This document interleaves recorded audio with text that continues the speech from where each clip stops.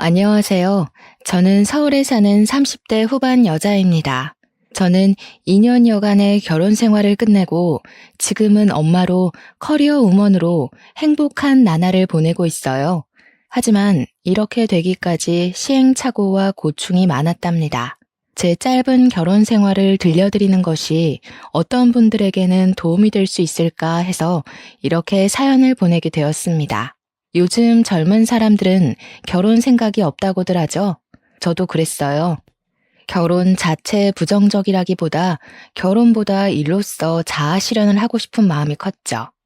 한국은 OECD 국가 중 여성 임원 비율이 가장 낮다고 하잖아요.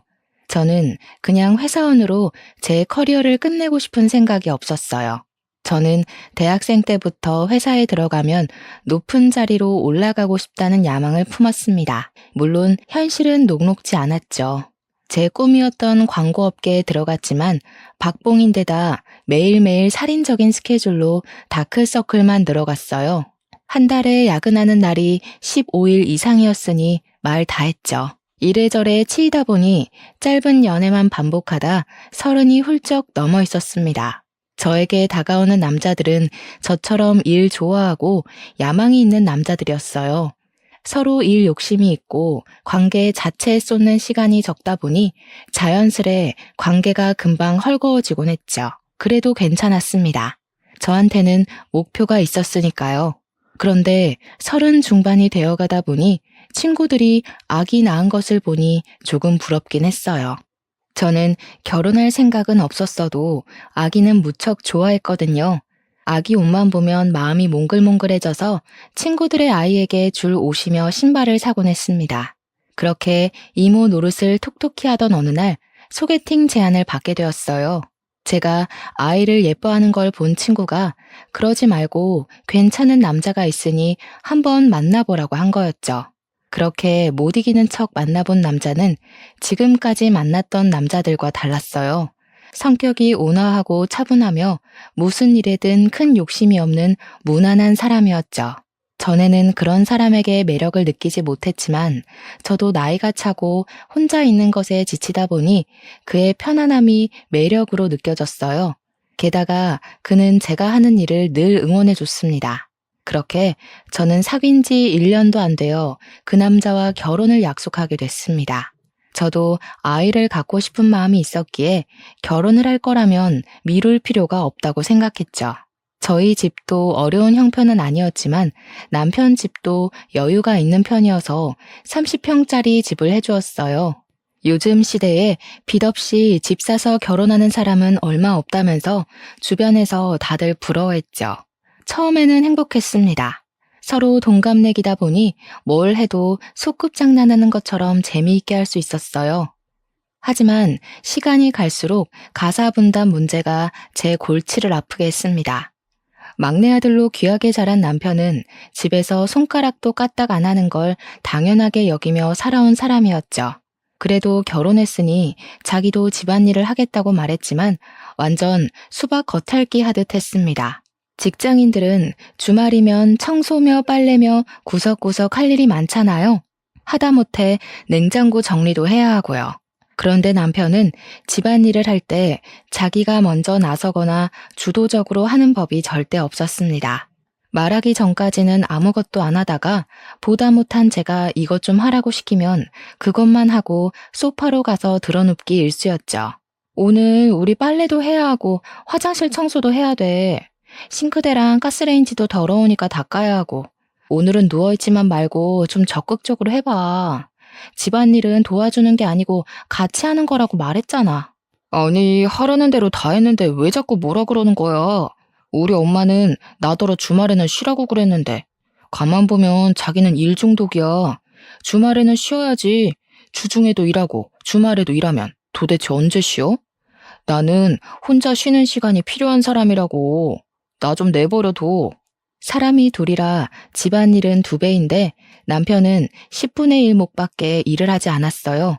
잔소리하며 일 시키는 게 사람 피곤하게만 하는 일일까봐 웬만하면 그냥 내가 하고 말지 하고 몇 번 넘어갔던 게 남편의 무책임한 태도를 더욱 굳히는 일이 되고 말았습니다. 남편에게 주말은 청소기나 한번 돌리고 하루 종일 게임을 하거나 유튜브를 보는 날일 뿐이었어요. 그러면서도 집안 행사가 있을 때면 자기가 집에서 얼마나 일을 많이 하는지 아느냐고 생색을 내곤 했습니다. 엄마 아빠는 내가 우리 집에서 얼마나 일을 많이 하는지 모를걸? 우리 지아 힘들까봐 무거운 것도 다 들어주지. 청소기 돌리는 건 이제 내 담당이야. 나는 완전 청소기랑 한 몸이라니까. 나 집에서는 집안일 한 번도 안 해봐서 세탁기 돌릴 줄도 모르고 설거지도 할 줄 몰랐잖아. 이제는 설거지 박사라니까. 남편의 과장에 저는 어이가 없었죠. 아무리 좋게 봐줘도 남편이 가사에 참여하는 건 절반도 채 안 됐거든요. 남자들에게는 집은 청소를 안 해도 깨끗하게 유지되고 음식을 먹고 나면 뒤처리는 요정이 와서 해주는 걸로 아는 게 아닐까요? 남편은 집안일이라는 게 밖에 나갔다 오면 저절로 되어 있는 걸로 착각하는 것 같았습니다. 남편이 그렇게 집안일을 많이 한다면서 과장을 할 때마다 시어머니의 따가운 눈초리를 느껴야 했습니다. 감히 네가 내 귀한 아들에게 일을 시켜? 라는 기색이 역력했죠. 그렇게 귀한 아들을 집안에서 아무것도 안 하는 사람으로 키워 저를 고생시킨다는 것도 모르고 말이죠. 당신이 무슨 집안일을 그렇게 많이 한다고 시부모님 앞에서 그렇게 생색을 내? 누가 보면 우리 집 일 당신이 다 하는 줄 알겠어. 설거지도 10번이면 내가 7번 하는데 그게 어떻게 당신이 다 하는 거야? 자기야말로 뭐 그런 걸 가지고 따지고 그래. 그냥 하는 말이잖아. 그럼 내가 집에 와서 쉬지도 못하고 집안일 하는데 엄마 아빠한테 그런 말도 못해? 당신이야말로 너무하는 거 아니야? 꼭 그렇게 사사건건 시비를 걸어야 해? 남편은 좀처럼 말귀를 못 알아들었어요. 그야 자기 딴에는 그 정도가 집안일을 엄청 많이 하는 거니까요. 아내는 엄마와 달리 자기에게 일이나 시키는 마녀라도 되는 것처럼 여기고 자기 생각을 바꾸려 하지 않더군요. 슬슬 결혼을 잘못한 건가 하는 생각이 들기 시작했습니다. 그래도 그때는 결혼 초기이기도 하고 최악의 상황까지 생각하지는 않았죠. 그러다 결혼한 지 얼마 안 되어서 시아버지가 쓰러졌습니다. 평소에 늘 소화가 안 된다고 하시더니 대장암 3기 판정을 받게 된 거였어요. 상태가 좋지 않았던 시아버지는 수술받고 항암 치료를 받는 기간 내내 입원해 있었습니다. 식사도 잘 못하시고 거동도 불편하셔서 화장실을 가야 할 때마다 누군가 옆에서 도와드려야 했지요. 남편의 2살 많은 누나가 시아버지 병원과 가까운 곳에 살아서 어머니 대신 병원을 지키는 일이 많았어요. 형님 부부는 병원에서 15분 거리에서 둘이 함께 가게를 운영하고 있었습니다. 아무래도 형님이 병원에 갈 일이 많다 보니 아주버님이 혼자서 가게를 운영해야 하는 일이 자꾸 생겼죠. 2사람은 고민 끝에 가게에 아르바이트생을 두기로 했죠. 시어머니는 저희가 형님 부부에게 금전적인 부분이라도 도움을 주기를 바랐습니다. 하지만 이미 병원비의 절반 이상을 저희 부부가 대고 있는 상황이었고 형님 부부를 도와드리고 싶어도 여유가 없는 상황이었어요. 며느리가 돼가지고 시아버지가 아프다는데 와보지도 않고 너무하는 거 아니니? 나랑 우리 미연이한테 다 맡겨놓고 코빼기도 안 비친다는 게 말이 돼? 우리가 영훈이를 어떻게 키웠는데 너희들한테 이렇게 냉대를 당할 줄은 몰랐다. 솔직히 이해가 잘 안 됐습니다. 남편은 본인의 직장이 시아버지 병원이랑 가까운데도 일주일에 한 번 들를까 말까인데 남편에게는 아무 말도 안 하고 저한테만 뭐라고 하셨으니까요. 어머니, 죄송해요. 저는 회사가 너무 반대 방향이라서 가보기가 어려운데 그래도 영훈 씨 회사가 병원에서 가까우니까 형님이 힘드신 날에는 영훈 씨라도 가서 도와드리라고 할게요. 뭐? 영훈이더러 간병을 하라고 한단 말이니? 너 정말 너무하는구나. 집까지 사주면서 결혼시켜줬더니 영훈이한테 집안일을 다 시키는 것도 모자라서 이제는 간병까지 시키겠다는 거냐? 너는 네 일을 남편이랑 신우한테 다 떠넘기면 마음이 편하니? 어머니, 잠시만요. 말은 바로 하셔야죠. 제가 형님이나 영훈 씨한테 제 할 일을 떠넘긴 건 아니죠. 아버님 간병이 저 혼자만의 일이 아니잖아요. 엄밀히 말하면 2사람은 자식이고 저는 며느리인데 왜 저한테 책임이 다 있는 것처럼 말하세요? 그리고 저는 영훈 씨한테 집안일 다 시킨 적 없어요.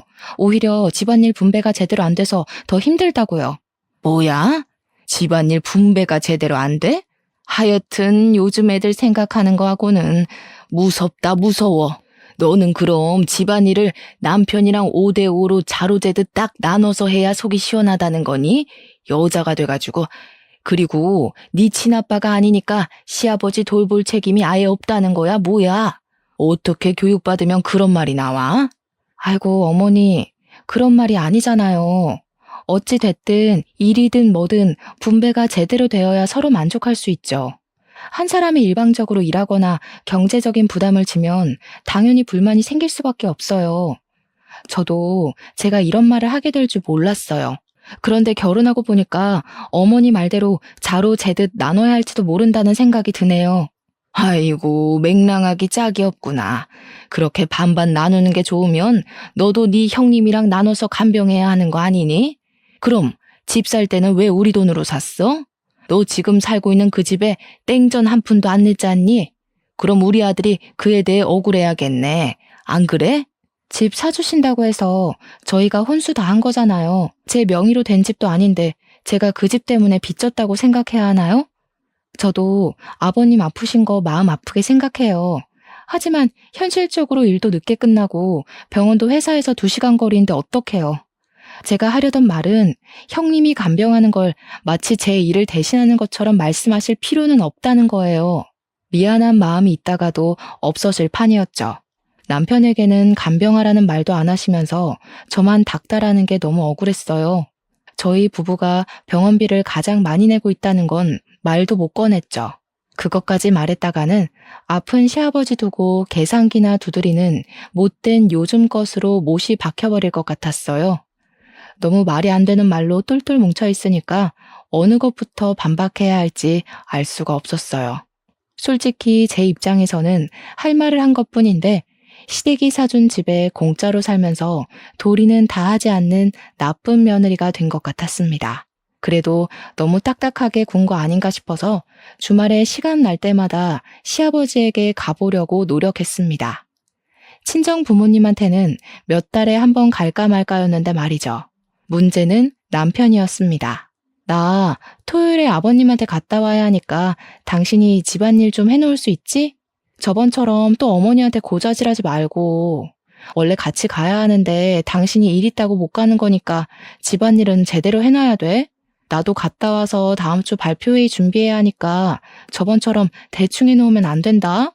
남편은 걱정 말라며 늘 큰 소리를 쳤지만 막상 집에 와보면 집안은 그대로였습니다.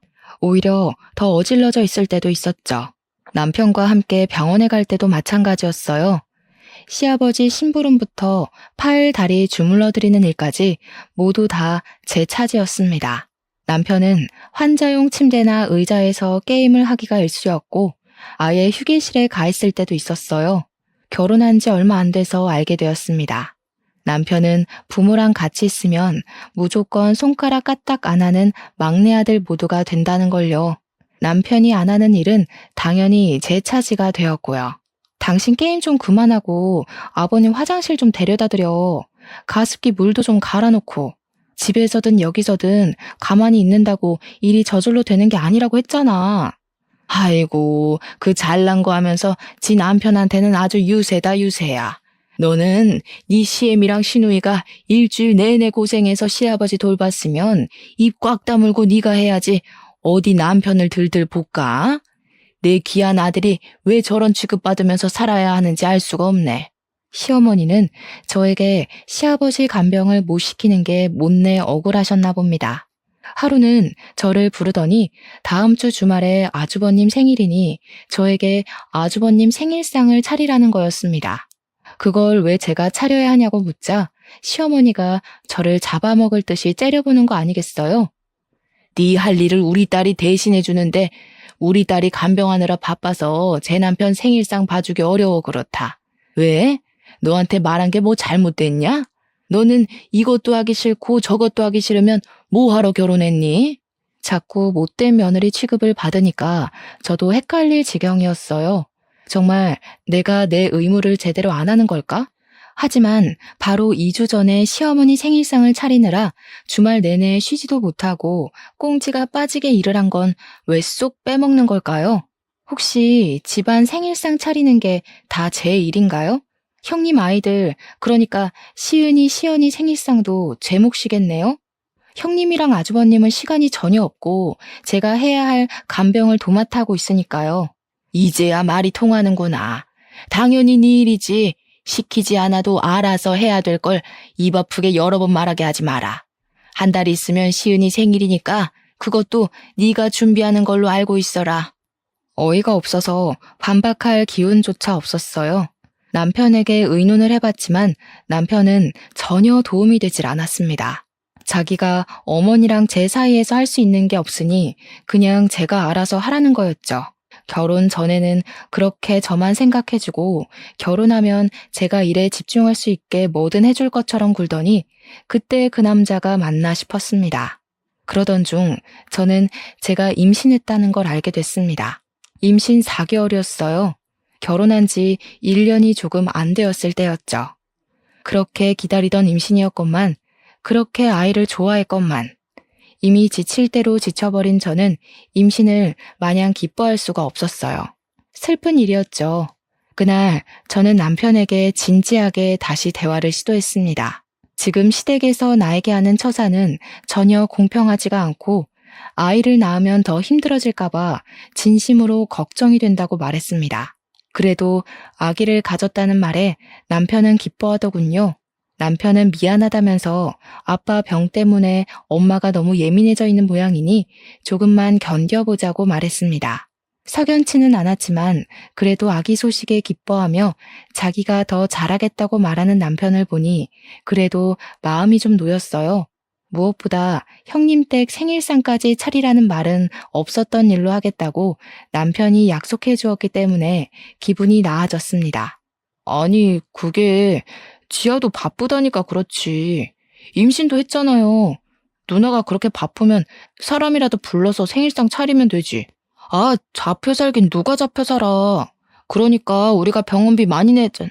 아니라니까요, 글쎄. 애초에 남편이 시어머니를 이길 수 없다는 걸 그때 알았어야 했는지도 모르겠습니다. 임신을 해도 별로 달라지는 건 없었어요. 시어머니는 몸 조심하라는 말 한마디 없이 주말만 되면 어떻게든 저를 불러내어 일을 시킬지 그런 궁리에만 빠져 있었습니다. 그리고 주말에도 제대로 일을 안 할 거면 주중에 퇴근 후 1시간 거리에 있는 시댁에 가서 자기 대신 집안일을 하라고 시키기까지 했어요. 어머니, 제가 퇴근 후에 거기를 어떻게 갔다 와요? 홀몸도 아닌데. 안 그래도 회사에서 일 많아서 힘든데 그렇게 못해요. 저희가 그래도 주말에 번갈아 가면서라도 오잖아요. 여기서 더 하라는 건 정말 무리예요. 네가 주말에 와서 하는 일이 뭐가 있니? 그렇다고 네가 무슨 억만금을 벌어? 무슨 대단한 일을 한다고 그렇게 유세야? 그러니까 주말에 잠깐 코빼기 비추는 거 빼고는 아무것도 안 하시겠다? 임신까지 했으니 이제 아주 기고만장이겠구만. 누구는 임신 안 해본 줄 알아?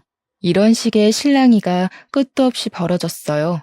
시아버지 간병을 안 하니 뭐라도 하라면서 떼를 쓰는 격이었죠. 이래서야 아이 낳아서 키울 수 있으려나 걱정하고 있을 때 남편이 자기가 육아휴직 쓰겠다는 말을 꺼냈습니다. 저는 제가 맡고 있는 프로젝트가 있어서 도저히 육아휴직을 길게 쓸 수 있는 상황이 아니었어요. 남편 직장은 비교적 안정적이었고 저보다는 육아휴직을 쓸 수 있는 상황이라고 생각했기 때문에 그래도 다행이라고 생각했어요. 남편에게 여유가 생기면 시어머니와의 트러블도 좀 나아지리라 생각했거든요. 하지만 그건 제 착각이었습니다. 결혼 전 남편은 육아휴직 쓰는 게 자기 꿈이라고 노래를 불렀죠. 그런데 남편이 엉뚱한 소리를 꺼내는 게 아니겠어요? 지어요. 나 말이야. 지금 이 회사에서는 아무래도 비전이 없는 것 같아. 이대로 가다가는 나만 뒤떨어질 것 같은데. 아무래도 나 따로 자격증을 준비하는 게 맞는 것 같아. 그래서 말인데 공인중개사 자격을 딸까 하는데 마침 육아휴직도 받을 수 있고. 육아휴직 기간에 공부를 어떻게 해? 당신은 육아가 무슨 애들 장난인 줄 알아? 공부하면서 널널하게 애 볼 수 있는 거면 뭐하러 휴직까지 해가면서 애를 보겠어. 당신은 육아만 잘해도 다행이니까 괜한 소리 하지 마. 그래서 말인데 애 낳으면 엄마더러 봐달라고 하면 어떨까? 솔직히 나 혼자서 애 볼 수 있을 것 같지도 않고 그러는 게 좋을 것 같은데. 그게 무슨 말 같지도 않은 소리야? 육아휴직을 쓰는데 애를 시어머니한테 봐달라고 한다니. 당신 정신 나갔어? 절대 안 돼. 안 그래도 일 많다고 나한테 투덜대는데 애까지 보게 하면 도대체 무슨 소리를 들을 줄 알고 어떻게 육아휴직을 쓰고 애를 남한테 보게 하겠다는 생각을 할 수가 있어? 나 지금 좀 무서우려고 그래. 지아야, 제발. 나 진짜 이번에 공부해야 돼. 안 그러면 직장에서 도태되고 쪽이란 쪽은 다 당할 것 같단 말이야.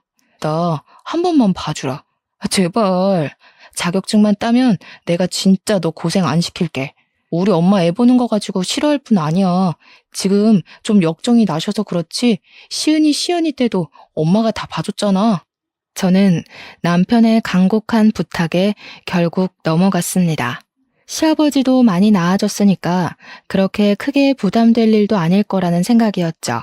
저는 어느덧 임신 7개월이 되어 있었고 몸이 점점 힘들어지고 있었어요. 여전히 가사에 책임감을 보이지 않는 남편에게 일 좀 하라고 잔소리를 했더니 다음날 시어머니가 집에 와 있는 게 아니겠어요. 어머니, 말도 없이 이 밤에 웬일이세요? 이 짐은 다 뭐고? 몰라서 묻는 거냐? 네가 집안일 안 한다고 영훈이한테 그렇게 닥달을 했다면서. 내 그럴 줄 알았지.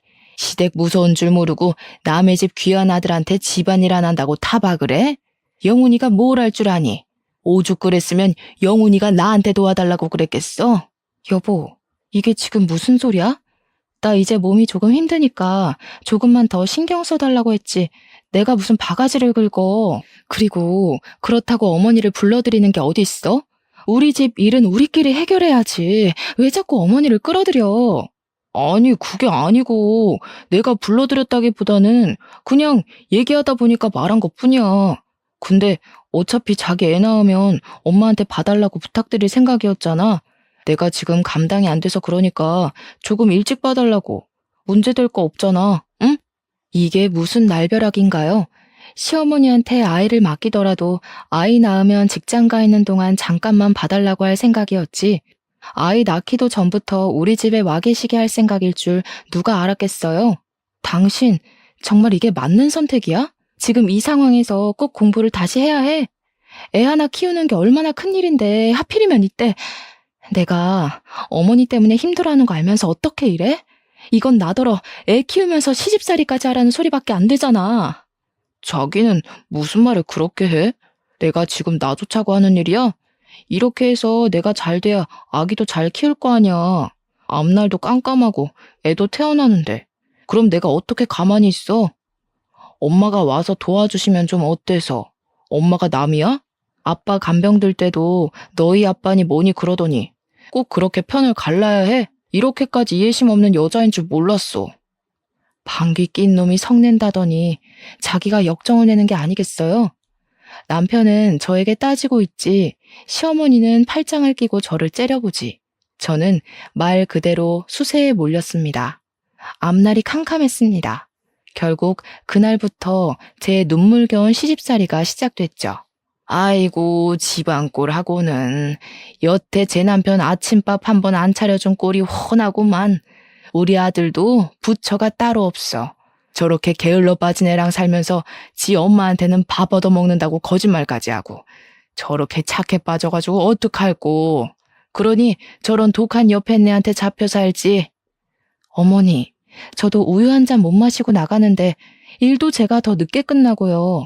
왜 저한테만 아침밥 차리라고 하세요? 아침밥이 그렇게 중요하면 필요한 사람이 차려 먹으면 되죠. 아직도 뚫린 입이라고 할 말이 남았나 보구나. 내가 여태까지 말 안 한 건 그래도 젊은 사람들을 존중해 주려고 그런 거였다. 그런데 와서 보니까 도저히 그냥 내버려 둘 수가 없구나. 너는 내가 아주 예의라는 걸 제대로 가르쳐야지 안 되겠어. 집안일도 제대로 안 하면서 어디 시애미한테 눈 똑바로 뜨고 따박따박 말대꾸를 해? 네 애미가 그렇게 가르치디? 시어머니는 임신 8개월이 다 된 저에게 집안일을 가르친다면서 사사건건 참견하고 못살게 굴기 시작했어요. 임신했다고 손가락 까딱 안 하려는 생각이거든. 꿈 깨라 이거야. 우리 때는 임신 직전까지 밭일하고 증조 할아버지 밥상까지 봐드렸다고. 너희들이 지금 하는 일이 그게 뭐 힘든 일인 줄 아니? 이 옷 개놓은 거. 이거 좀 봐라. 이런 거 하나 못하면서 무슨 말이 많아? 여기 바닥 더러운 거 보이지? 얼른 다시 닦아라. 하소연할 때가 마땅치 않았던 저는 제 친구에게 제 상황을 말했어요. 그랬더니 친구는 지금이 무슨 조선시대냐면서 저 대신 화를 내주었습니다. 지금 당장 그 집에서 나오라면서요. 하지만 그 집에서 당장 나온다고 답이 나오는 게 아니었기 때문에 저는 꾸역꾸역 버티고 있었어요. 임신한 몸으로 시어머니한테 구박당하고 사는 걸 엄마 아빠가 알면 얼마나 슬퍼할지 알았기 때문에 친정으로 가는 건 정말이지 피하고 싶었거든요. 몸은 점점 힘들어지는데 시어머니는 여전히 저를 부려먹지 못해 안달이었죠. 임신한 저에게 파스 사오라, 쓰레기 내다 버려라, 심부름 시키는 건 물론이고 아들 먹여야 한다면서 사골국까지 끓이게 했습니다. 제가 먹는 것도 아니고 영우 씨 먹을 사골국을 끓이라는 건가요? 임신한 저한테 집안일 시키는 것까지 모자라서 사골국까지 끓이라고요?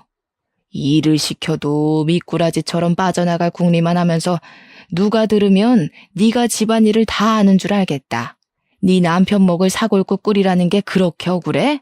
사골국 끓이면 다 같이 먹지 영훈이만 먹을까 봐? 생각하는 게 어쩜 저렇게 못됐을꼬. 저러니 우리 아들이 죽어나지. 얼마 뒤 시어머니가 그때까지 요양원에 있던 시아버지를 저희 집으로 데리고 들어왔습니다. 저는 더 이상 말할 힘도 없었지만 그래도 제 허락 없이 시어머니에 이어 시아버지까지 데리고 들어온 것에 대해 남편에게 따졌습니다. 그랬더니 남편이 한다는 말이 어차피 자기 집인데 무슨 상관이냐는 거였어요. 집 명의가 자기 앞으로 되어 있으니 자기 마음대로 해도 된다는 말이었죠. 기가 막히고 코가 막힐 노릇이었습니다. 시어머니는 저에게 시아버지 밥상을 제대로 차리라면서 또 사람을 들들 볶기 시작했고요. 아픈 사람한테는 음식 잘해 먹이는 것만큼 좋은 게 없어. 임신했다고 손 놓고 있을 생각하지 말라 그랬지? 며느리가 됐으면 시아버지 몸에 좋다는 게 뭔지 알아서 착착해서 갖다 바쳐야지. 자기 남편 친구와 소개팅을 해보라며 등 떠밀었던 친구 서연이는 제 얘기를 듣고 미안해서 어쩔 줄을 몰라 했어요. 지아야, 너 진짜 괜찮은 거야? 누가 옆에서 수발 들어줘도 모자랄 판에 시아버지 수발까지 들라고 했다니 그 집 식구들 진짜 정신 나간 거 아니야? 영훈 씨 사람 좋게 봤는데 널 그렇게 만들고 본인은 육아휴직한다고 좋아하다니 진짜 이럴 줄은 몰랐어. 어떡하니 지아야? 우리 시댁도 좋기만 한 건 아니지만 그래도 그건 진짜 아닌 것 같아. 서연이 네가 이럴 줄 알았겠니? 네 탓 아니니까 너무 신경 쓰지 마. 나도 이제는 어떻게 해야 할지 모르겠어. 시어머니는 툭하면 시아버지 제대로 모시라고 그러는데 나더러 대체 어떻게 하라는 건지도 모르겠고 남편이란 사람은 육아휴직하고 공부하겠다더니 쉬는 날엔 집안일도 안 하고 공부도 안 하고 게임만 하고 있으니 그러다 진짜 아이 잘못되지 않을지 우리 집에라도 오라고 하고 싶은데 여기도 애 키우느라 전쟁터라서 내 생각엔 엄마 아빠한테 미안하더라도 집으로 들어가는 게 좋을 것 같아. 지금은 그 방법밖에 없어. 아무리 생각해도 그 집에서 애 낳고 사는 건 답이 아닌 것 같아. 임신한 사람한테 집안일을 시키고 아픈 시아버지 수발까지 들라니. 정말 그럴까? 정말 여기서 나가는 것밖에는 방법이 없는 걸까? 내가 결혼하라고 등 떠밀어 놓고 이렇게 말하기가 나도 정말 미안하기도 하고 황당하기도 하고 그런데 지아야, 너 똑똑한 애잖아. 이제는 정신 바짝 차려야 할 것 같아. 임신해서 두렵고 막막할 거라는 건 아는데 콩이를 진짜 생각한다면 어떻게 하는 게 맞는 건지 생각해보는 게 좋을 것 같아. 그 길로 저는 결국 짐을 싸기로 했습니다. 산달이 거의 다가오고 있었어요. 토요일 짐을 싸고 있는데 창밖을 보니 눈이 내리고 있더군요. 남편은 친구 만나러 나갔고 시어머니와 시아버지는 병원에 가는 날이었어요. 그날이 기회라고 생각했습니다. 친구들이 임신 축하한다며 사다 준 아기용품들을 어떻게 해야 하나 쳐다보다가 그냥 두고 가기로 했습니다. 그때 초인종이 울렸어요. 친구 서연이가 눈을 맞으며 서 있었습니다. 저는 깜짝 놀라서 말을 못하고 있었는데 서연이는 시간이 별로 없다면서 제 손에 뭔가를 쥐어주지 뭐예요. 손을 펴보니 그건 손가락만한 작은 토끼 인형이었습니다. 그거 녹음기야. 휴대폰에 달아놔. 인형을 꾹 누르면 녹음이 시작되니까 지금부터 시어머니가 뭐라고 그러면 일단 인형부터 눌러. 너 결혼한 지도 얼마 안 됐고 자잘하게 괴롭히는 걸로 이혼 소송하려면 증거가 필요하니까 그때마다 휴대폰 녹음 누르기 힘들 거 아니야. 사실은 이제 집을 나갈 거라는 말을 하기도 전에 서연이는 가버렸어요. 저는 분홍색 인형을 손에 가만히 쥐어보았습니다. 그 인형 녹음기를 제대로 쓸 수 있을지는 몰라도 친구의 마음이 느껴져서 어쩐지 안심이 되는 기분이었어요. 짐을 다 싸고 나가려는데 시어머니가 들어오는 게 아니겠어요? 시아버지 검사 결과가 좋지 않아서 며칠 더 입원해야 할 것 같다고 물건을 챙기러 온 거였습니다. 저는 얼른 인형을 꾹 눌렀습니다. 너 지금 어디 가는 거니? 설마 우리 몰래 도망가려는 거야? 이게 지금 무슨 일이라니? 뭐 이런 게 다 있어? 소방마저 쫓겨나도 100번은 쫓겨났을 마당에 제가 뭐가 잘났다고 도망을 가? 저 더 이상은 못 견뎌요. 임신한 사람한테 툭하면 집안일 시키고 심부름 시키는 게 맞는다고 생각하세요? 그것도 모자라서 아픈 시아버지 수발 안 든다고 닥달하셨잖아요. 여태까지 별일 없었던 것만 해도 다행인 줄 아세요. 여기가 영훈 씨 명의로 된 집이라는 이유만으로 저한테 아무런 동의도 받지 않고 어머니 아버지 다 멋대로 들어와 살고 계시고요. 이 개집애가 말하는 꼬락서니 좀 봐. 내가 그러니까 너를 안 이뻐하지. 네가 제대로 했으면 손주 임신한 너한테 그러겠니? 그래, 막말로 임신한 너한테 일 좀 시켰다. 그럼 좀 어때서? 네가 며느리가 돼가지고 해야 할 도리를 하나도 안 하니까 이렇게 된 거잖아. 시아버지 수발 좀 들라 그러면 내 아빠도 아니니 어쩌니 하면서 내 속을 긁어놨어, 안 긁어놨어? 영훈 씨한테는 아무 말도 안 하고 항상 저한테만 뭐라 그러셨잖아요. 저는 이 집안 며느리지 노예가 아니라고요.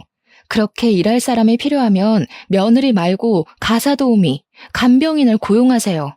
저는 남편 대신 집안일하고 시아버지 수발 들고 시누이 가족 생일상까지 차리는 노예가 아니에요. 뭐야? 이 싹수 없는 년이 뭐가 어쩌고 어째? 시어머니가 제 뺨을 때렸습니다. 임신한 사람을 괴롭히는 것도 모자라서 때리기까지 하세요? 왜? 맞으니까 억울하냐? 임신한 몸으로 일하는 게 억울해?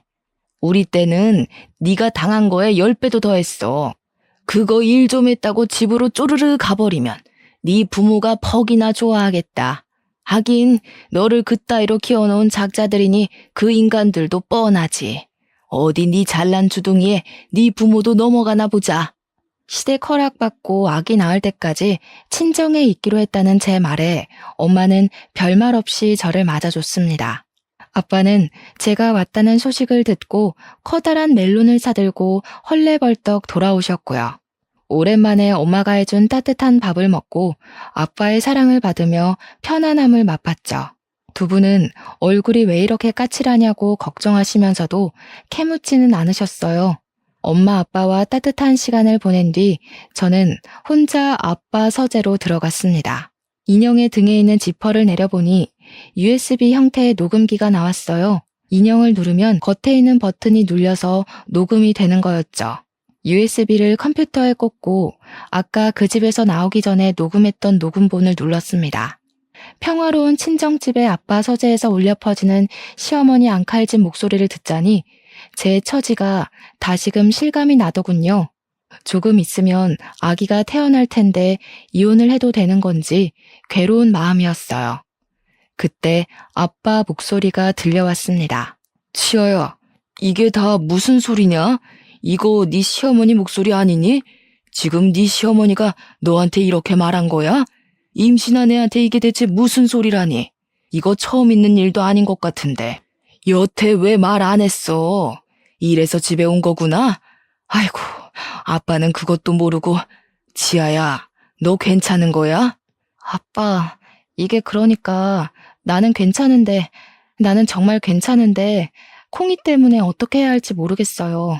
그 집에서 내가 콩이 낳고 잘 살 수 있을지 이럴 줄 모르고 결혼했나 싶고 콩이한테 너무 미안해요. 엄마 아빠한테 이런 모습 보이게 된 것도 죄송하고 제가 원하던 삶은 이런 게 아니었는데 그냥 열심히 산 것뿐인데. 지아야, 울지 마. 너 잘못한 거 하나도 없어. 울기는 왜 울어? 사람이 실수를 할 수도 있는 거지. 그렇다고 곧 애 낳을 사람이 그렇게 속을 썩이면 어떡해? 엄마 아빠한테 얼른 말하고 도움을 받았어야지. 아이고, 아니다. 아빠도 잘못 생각했어. 나는 네가 워낙 야무지니까 시댁에서도 어련히 알아서 잘하리라고 안심하고 있었지 뭐야. 아빠, 실망시켜드려서 죄송해요. 잘 사는 모습 보여드리고 싶었는데 예쁜 손주 낳아서 행복하게 해드리고 싶었는데. 이 녀석아, 우리는 네가 있는 것만으로도 행복해. 네가 네 꿈을 향해 열심히 나아가는 게 얼마나 자랑스러웠다고. 이훈 그거 까짓 거 별거 아니야. 아빠 친구 세용이 알지? 걔 딸이 이혼 전문 변호사인데 들어보니까 별별 더러운 꼴이 다 있더라고. 이혼을 쉽게 하는 건 아니지만 아니다 싶으면 빨리 하는 것도 답이야. 아빠가 잘 알아봐 줄 테니까 걱정하지 말고. 아빠 얘기를 들은 엄마는 자고 있는 저한테 와서 한참을 머리를 쓰다듬으셨어요. 저는 잠에서 깼지만 눈물이 나는 게 들킬까봐 가만히 있었죠. 엄마도 저도 조용히 울었습니다. 콩이는 무사히 세상에 나왔습니다.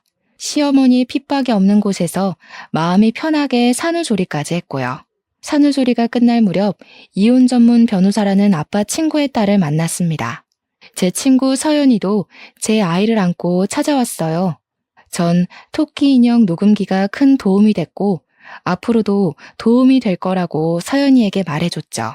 서연이는 제 손을 꼭 잡아줬습니다. 그리고 저는 남편과 시부모까지 기다리고 있는 집으로 돌아갔습니다. 마음은 전쟁터에 나가는 장군의 심정이나 마찬가지였어요. 저에겐 든든한 지원군이 있었고 지켜야 할 아이도 있었죠. 제가 들어가자 시어머니는 호통부터 쳤습니다. 저는 토끼 인형을 꼭 쥐고 있었죠. 아니, 인연이 미쳤나? 여기가 네 마음대로 드나드는 복덕방이라도 되는 줄 알아? 결혼을 했으면 참고 사는 법도 배워야지. 엄마라는 게 마음에 안 든다고 집을 뛰쳐나가? 지금 집에 환자도 있고 네가 해야 할 일이 얼마나 많은데 네가 그러고도 무사할 것 같아? 제가 오죽하면 집에서 뛰쳐나갔는지 생각은 안 해보셨어요? 임신한 사람 몸에 손댄 거부터 사과하세요. 이 년이 아직도 정신을 못 차렸어? 내가 혼자서 아들 밥 차리고 간병까지 하느라 얼마나 고생했는지 알아? 무릎 꿇고 빌어도 시원찮을 판에. 그래, 네가 네 의무를 다 안 하니까 손 좀 댔다. 어쩔래? 어머니 아들 밥 차리고 어머니 남편 간병하는 게 어떻게 제 의무가 되나요? 말이 되는 소리를 좀 하세요. 저까지 멍청해지는 것 같으니까. 어처구니 없어서 애 떨어질 지경이었던 게 한두 번인 줄 아세요? 제가 말씀드렸죠. 저는 이 집 노예가 아니라고. 당신이 아들을 아무것도 안 하는 무능한 사람으로 만들어놔서 피해본 건 저라고요. 뭐야? 이 썩을 년이 진짜 한번 당해봐야 정신을 차리겠구먼. 시어머니는 노발대발 화를 내며 제 머리채를 잡았습니다. 제가 머리채를 잡히는 걸 남편은 멀뚱멀뚱 구경만 하고 있었죠. 문 앞에서 기다리고 있던 아빠는 집안이 소란스러워지자 초인종을 눌렀고 남편이 문을 열어줬습니다. 아니, 이게 다 뭐야? 지아, 너 머리가 왜 그래? 이 여자가 임신한 딸을 뺨 때리는 것도 모자라서 이제 남의 집 귀한 딸 머리채까지 잡아? 당신만 손 있는 줄 알아? 그러니까 진작 애 교육 좀 잘 시키지 그러셨소. 사돈댁에서 애 교육을 안 시키니까 우리 아들 고생하고 나도 고생하는 거 아닙니까? 우리 딸이 무슨 의무를 다하네? 얘가 어릴 때부터 얼마나 책임감이 강하고 자기를 똑부러지게 했는데 저런 못된 여자가 있나? 자네는 뭘 그렇게 멀뚱멀뚱 서서 구경만 하고 있어? 자네야말로 남편 역할 좀 제대로 하게. 가자, 지아야. 상종을 하지 말아야지. 저렇게 무식한 인간들하고 더 얘기했다간 귀가 어떻게 될 것 같으니까. 잠깐만요, 아빠. 짐을 챙겨 나가기 전 시어머니의 뺨을 후려쳤습니다. 자기 숟가락도 못 놓는 남자들 데리고 한번 잘 살아보세요. 죽을 때까지 본인 치마폭 안에 꽁꽁 싸매서 죄 없는 다른 여자들 피해주지 마시고. 이혼 소송은 생각보다 쉽게 끝났어요. 제가 갖고 있던 녹음 파일들이 배우자 가족에게 폭력적인 대우를 받은 증거로 인정되어 위자료도 받고 양육권도 가져올 수 있었습니다. 토끼 인형을 받기 전부터 가끔씩 휴대폰으로 녹음을 해놨거든요. 결혼 기간이 짧아서 위자료가 큰 금액은 아니었지만 그건 그렇게 중요한 일이 아니었어요. 제가 마음의 평화를 찾고 제 일에 대한 열정을 찾은 게 훨씬 더 중요한 일이었으니까요. 저는 아이가 3살 되던 해에 회사에서 나와 광고회사를 차렸고 지금은 CEO로 성장해 바쁜 나날을 보내고 있습니다. 일에 대한 열정으로 업계에서 인정받아 회사를 키워나가고 있어요. 시댁에서 스트레스 받으며 있었다면 절대 이렇게 능력을 발휘하지 못했을 것 같아요. 사랑하는 딸도 무럭무럭 건강하게 잘 자라고 있고 사랑하는 가족과 친구도 있고 제 일도 키워나가는 지금이 저는 그 어느 때보다도 행복하답니다. 제 이야기는 여기까지예요. 그때로 돌아가라고 하면 돌아가고 싶지 않지만 그래도 사랑하는 딸이 있으니 후회는 없어요. 혹시라도 여러분 중에 저처럼 아이 때문에 최악의 시댁에서 빠져나오기를 주저하고 있는 분들이 있다면 주변에 의논하시고 손을 내밀어 보셨으면 좋겠다는 말씀을 드리고 싶어요. 주변에 친구가 없더라도 요즘엔 좋은 상담 기관도 많이 있으니까 혼자서 끙끙 앓지 않으셨으면 좋겠습니다. 아이도 중요하지만 무엇보다 중요한 건 우리 자신의 행복 아니겠어요? 아무튼 다들 행복하게 사세요.